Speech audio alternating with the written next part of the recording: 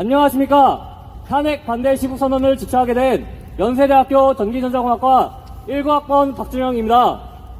먼저 이번 행사를 주최하게 된 배경을 먼저 설명하겠습니다.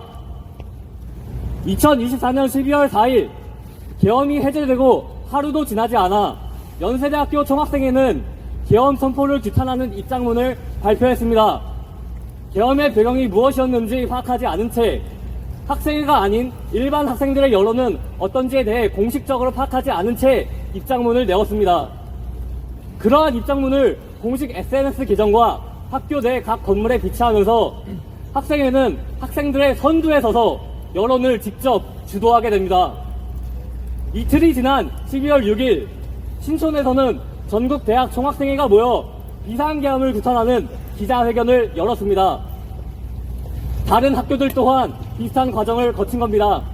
서울대, 연세대, 고려대 등의 학생회에서 학생회가 아닌 일반 학생들의 의견을 공식적으로 수업하지 않은 채 계엄을 규탄한다는 입장을 밝혔습니다. 그리고 12월 12일 그 연장선상에서 다시 연세대 종합생회가 주도하여 연세대학교 학생총회 및 대통령 퇴진 시국선언대회를 개최하였습니다. 마치 공정하게 총회를 개최하여 현재 총회가 연세대학교의 의견을 대표하는 것처럼 포장했습니다. 하지만 실상은 달랐습니다. 주최자인 학생회 측은 대통령의 퇴진을 요구하는 목소리를 내었고 학생회가 주도하여 퇴진 시국선언에 참여하라고 여론을 만들었습니다.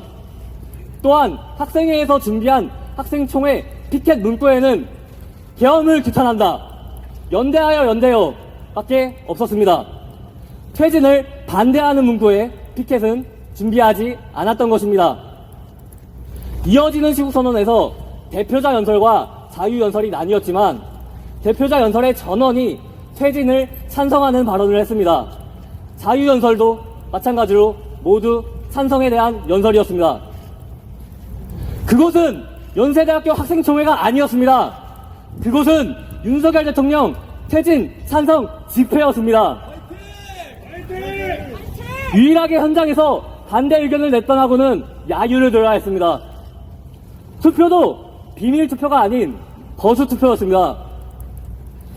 모든 의견이 검열을 받아야 했습니다. 반대 혹은 기권을 표하는 학우들은 얼굴이 안 보인 채 툭 숙인 채 투표를 해야만 했습니다.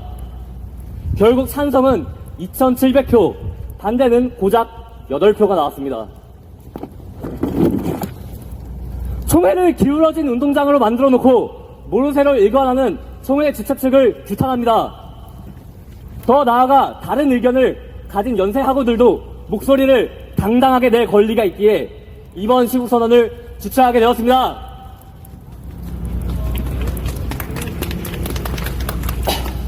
여론은 이미 바뀌고 있습니다. 지난주 윤석열 대통령 지지율은 50%를 넘어섰습니다. 이것은 단순히 윤석열 대통령 지지자가 많아졌다는 것을 의미하지 않습니다. 계엄 이전에 윤석열 대통령 지지율이 얼마나 낮았는지 다들 알고 계시지 않습니까? 그럼에도 계엄 이후 대통령의 지지율이 매주 빠르게 증가했습니다. 그리고 저는 탄핵 반대 집회에 수많은 대학생들이 있는 것을 제 두 눈으로 직접 보고 왔습니다. 여러분들도 보시지 않았습니까? 맞습니다. 청년들은 야당의 29번의 줄탄핵, 헌정사상 최초의 야당 단독 예산 삭감안 통과에 분노합니다. 내란죄에 대한 수사권이 없는 기관이 체포영장을 청구한 것에 분노합니다.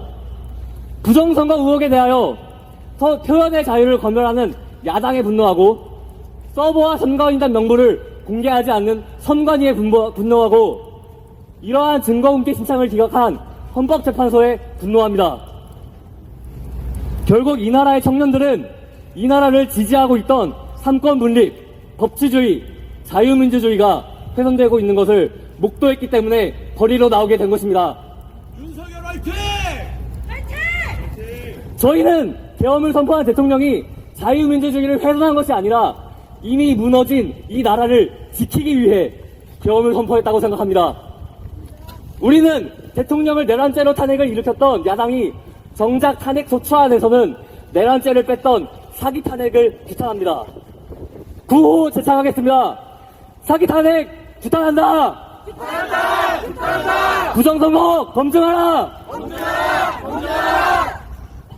지금부터 본격적으로 탄핵을 반대하는 연세인들의 시국선언을 시작하겠습니다.